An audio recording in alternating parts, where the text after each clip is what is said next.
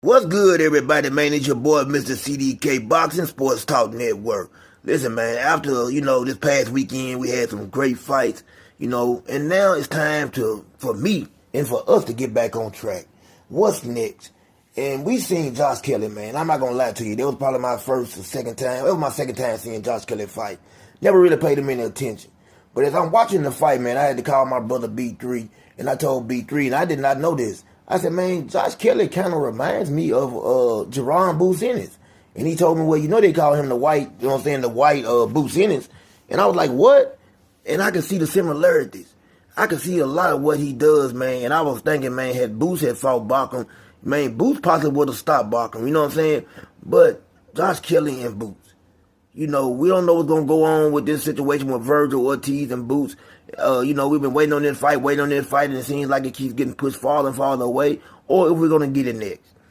I would really welcome a fight of Josh Kelly and Jerron Boots Ennis, because I think it would be a real high-energy fight. I believe it would be a lot of offense, and I would love to see how Boots does against somebody that looks similar to him, somebody that has real good hand speed. Josh Kelly, to me, looks real good. Bacham was the boogeyman. He was the boogeyman at 154. Everybody was talking about how good he was. He was almost unbeatable. And I really did believe that at first, like this guy, I was on that bandwagon too. But like I said, when you get on the bandwagon, you start paying attention to things. Like for the fact that Bacham really kind of has slow feet.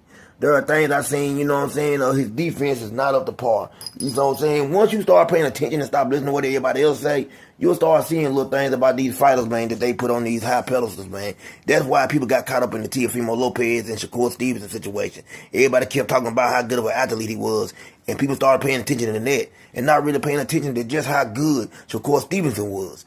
But let me get back on this. I have no problem with Josh Kelly and Jerron Boots Ennis next. I have no problem with that at all. I just want Boots to start fighting the champions. Josh Kelly got a belt. I want Boots to go get that. If it's, Xander next, we can do that.